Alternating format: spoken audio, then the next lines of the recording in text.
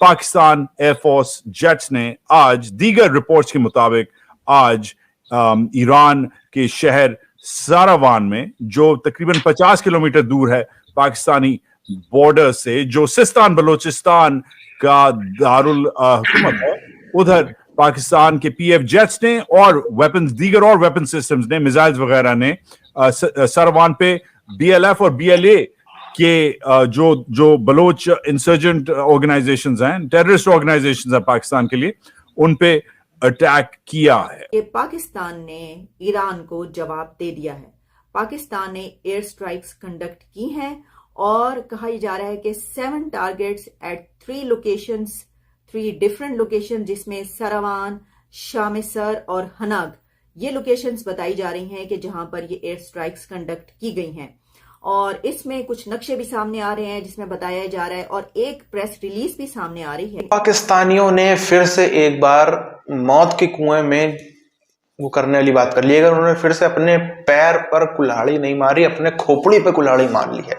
आप देखिए, ये वो ईरान है जिसने हमास के माध्यम से इजराइल में बवाल मचा के रखा है। ये वो ईरान है जिसने हूतियों के मामले, हूतियों के सहारे से पूरे इधर ओशन एरिया में पूरा डिस्टर्बेंस और सुन्नी वर्ल्ड को जो है वो दिक्कत दे रखी है। उस ईरान से ये लोग यदि सोचते हैं कि हम ऐसे उसके ऊपर अटैक कर देंगे, कुछ भी कर देंगे पाकिस्तानी, और वो हमको जवाब नहीं देगा, तो ये बहुत ही गलत सोचेंगे। अब खाली आप एक स्टॉप वॉच निकाल लीजिए, साइड में रख दीजिए, घड़ी की तरफ देखते रहिए और साथ साथ में इंतजार करते जाइए कैसी कैसी खबरें आएंगी। अब खबरें आएंगी, ईरान ने पाकिस्तान के ऊपर ये कर दिया, ईरान ने ये कर दिया। अब जो है धज्जियां उड़ने वाली हैं पाकिस्तान की। पहले अफगानिस्तान को पीट रहा था, ईरान पीटेगा, कोई बचा भी नहीं पाएगा। खबरें इस वक्त ब्रेक हो रही हैं, मल्टीपल सोर्सेज से ये खबरें आ रही हैं कि कम से कम 7 टारगेट्स पे पाकिस्तान एयरफोर्स के जेट्स ने और मल्टीपल वेपन प्लेटफॉर्म्स ने, मतलब मिसाइल्स वगैरह ने, रॉकेट्स वगैरह यूज हुए हैं। 2 किस्म के ओपिनियंस थे। पिछले 24 घंटे में दीगर मीटिंग्स हुई, chairman joint chiefs of staff committee के दफातर में भी मीटिंग्स हुई, पीएफ हेडक्वार्टर्स में भी मीटिंग्स हुई, जीएचक्यू में भी मीटिंग्स हुई। और मीटिंग्स में 2 किस्म के आप कह सकते हैं ओपिनियंस थे। जो माइनॉरिटी ओपिनियन था वो ये था कि पाकिस्तान को कुछ नहीं करना चाहिए। तीसरा मुल्क, एक दोस्त मुल्क, एक भाई मुल्क जो है वो मदद कर रहा था, कि मुज़ाकरात कर रहा था कि ईरान अपोलोजाइज करे, सॉरी करे, माफी मांगे। ईरान माफी मांगने के मूड में नहीं था। ईरानियन फॉरेन मिनिस्टर ने डावोस में पहले बोला कि कोई रिग्रेट्स नहीं है, कोई हेजिटेशन नहीं होगी ईरानी कौमी सलामती को प्रोटेक्ट करने में। और यही फिर पाकिस्तान का भी यही मौकिफ था कि कोई हेजिटेशन नहीं होगी कौमी सलामती। उन्होंने ईरान को भी एक वाज़ेह जवाब दिया है। ये हाफिज़ साहब की क्या शख्सियत है, इसके बारे में हम कोई जल्द ही कोई इस पर भी एक प्रोग्राम करेंगे। तो जो हमने उनको जवाबी हमला किया है, उसमें एक जो दुश्मन के ठिकानों पे घुस के, यानी कि ईरान के अंदर जाकर जो बीएलएफ और बलूचिस्तान लिबरेशन फ्रंट है और बीएलए जो बलूचिस्तान लिबरेशन आर्मी है, उन्होंने उधर ईरान में अपना ली हुई है, तो उनके जो ठिकाने उन पर हमला किया है। नाजरीन, इसके बारे में पूरी एक छान फटक की है, मैंने चेक किया है और पता चला है कि उन्होंने हमले के बारे में क्या, उन्होंने जो आमतौर पे दहशतगर्दी का एक इल्ज़ाम लगा रहे होते हैं कि हमें उधर से पाकिस्तान की साइड से हमले हो रहे हैं, उन्होंने उस हवाले से भी कोई बात ही नहीं की। एक बड़ा एक फील गुड फैक्टर में गपशप करते हुए चले गए और बाद में पता चला कि उन्होंने हमला कर दिया, जो कि एक वज़ीर आज़म के लिए भी एक बड़ा एक हैरान कुन था, बड़ा एक परेशान कुन था कि ये क्या हुआ है।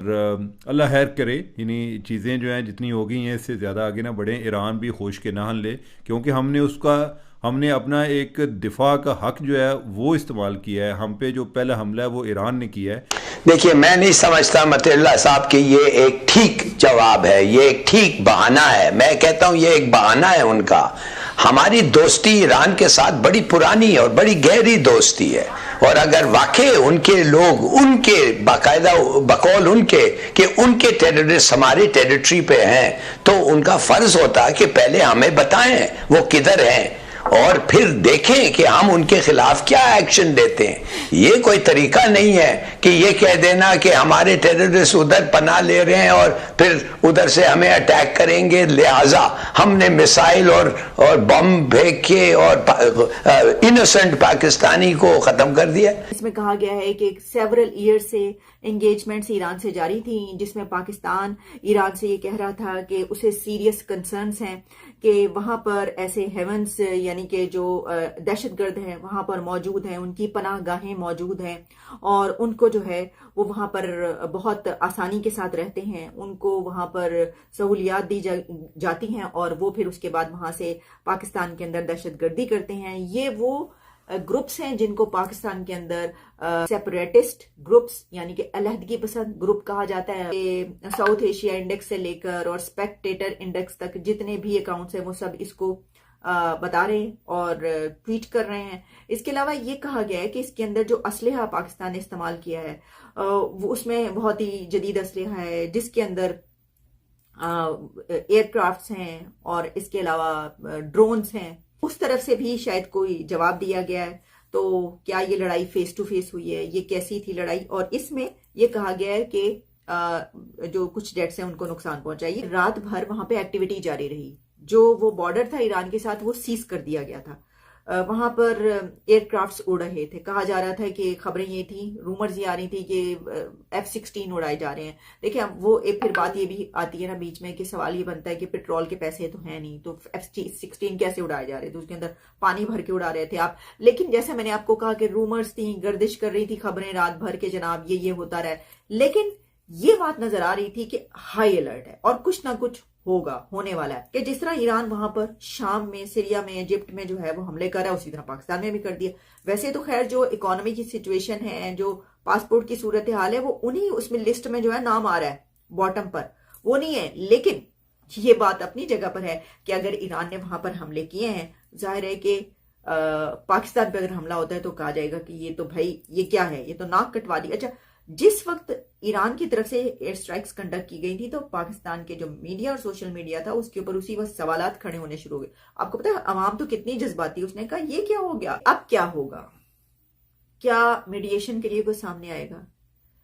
लेकिन अगर कोई मीडिएट करवा सकता तो चाइना तो इसमें पहले ही फेल हो चुका, क्योंकि चाइना के मीडिएशन फेलियर के बाद ही पाकिस्तान ने ये स्ट्राइक्स की। अगर चाइना दरमियान में आया था या अमेरिका स्टेप इन किया था, जैसे कि उनकी स्टेटमेंट सामने आ रही थी, तो अगर वो रोक पाते पाकिस्तान को तो फिर वो रोक सकते थे।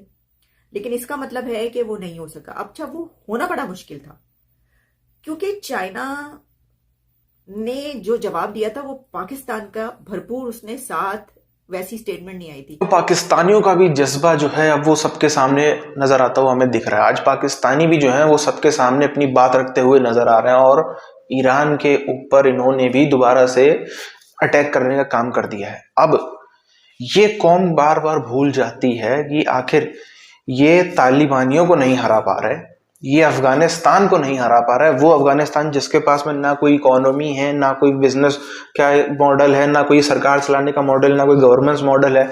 ईरान से कई गुना कमजोर देश है अफगानिस्तान। उसको ये लोग उससे तो लड़ नहीं पा रहे। ईरान से ये लोग बात करते हैं अटैक करने की। भाई अफगानिस्तानियों के पास में, तालिबानियों के पास में कम से कम मिसाइल नहीं है, ईरानियों के पास में भर भर के मिसाइल है। और सबसे बड़ी बात, ये जो अटैक हुआ था ईरान की तरफ से, वो किस पे हुआ था? वो पाकिस्तान की आर्मी पे नहीं हुआ, वो पाकिस्तान के किसी सिविलियंस पे नहीं हुआ। वो हुआ जो ईरान कहता था कि ईरान के अंदर आतंकवाद फैलाने वाले जो तंजीमें हैं उनके जो अड्डे थे वहां पर ईरान ने मिसाइल गिराई। अब या तो पाकिस्तान पहले ही एक्सेप्ट कर लेता और अपने जो आतंकवादी हैं वो हैंड ओवर कर देता ईरान को, या जैसे भारत को उसको हैंड ओवर कर देने चाहिए अपने आतंकवादी, जो कि वो करता नहीं है। तो कोई भी देश है वो यही काम करेगा। जैसे भारत ने इनके देश में घुस करके सर्जिकल स्ट्राइक करी, बाकी सब कुछ किया, क्योंकि भारत से कबूल भी नहीं सकते। भारत से कबूलेंगे तो वही बात हो जाएगी, भाई हिंदुओं से हम हार गए, और हिंदुओं से हार गए ये बात इनके देश में पूरी अफरा तफरी फैला देगी, इनकी फौज के खिलाफ तख्ता पलट जाएगा कि जब बकवास फौज हिंदुओं से हार गई। वो ये लोग मानेंगे नहीं, तो वो एक्सेप्ट नहीं कर सकते, मगर ईरान से एक्सेप्ट करना पड़ा मजबूरन। और अब इसका मतलब ये हुआ है, जो चीज उन्होंने ये भी मैसेज दे दिया कि हम तो अपने यहाँ पर आतंकवादी रखेंगे, ना हम आपको हैंड ओवर करेंगे, ना हम कुछ भी करेंगे, और यदि आप खुद से उनको मारने आओगे तो हम आपके ऊपर फिर से अटैक करेंगे, आपके खिलाफ जंग छेड़ देंगे। इसका मतलब पूरा इस्लामिक वर्ल्ड भी आज इस बात को मान रहा है कि पाकिस्तान सिर्फ और सिर्फ आतंकवादियों का अड्डा मात्र है। अरे कौन ईरान है, देखो तो एक बार, वही ईरान है जो इजराइल के ऊपर हमास के जरिए से हमले करवाता है, ये वही ईरान है जो हूतियों की तरफ से पूरा का पूरा उसने अफरा तफरी आफत मचा के रखी है। और यदि उस ईरान से तुम सोचो पंगा लेने की, वो तुम्हारा क्या हश्र करेगा, एक बार सोच करके देखना। अब मैं दुआ करता हूं कि थोड़ी इनको मार कम पड़े ईरान से, और क्योंकि इनकी वो बहुत मार पड़ने वाली। अब आप देख लेना, ईरान वाले इनकी पूरी धज्जियां उड़ा के रख देंगे, पूरी ऐसी तैसी करके रख देंगे, और ये कहीं मुंह दिखाने लायक भी नहीं रह जाएंगे।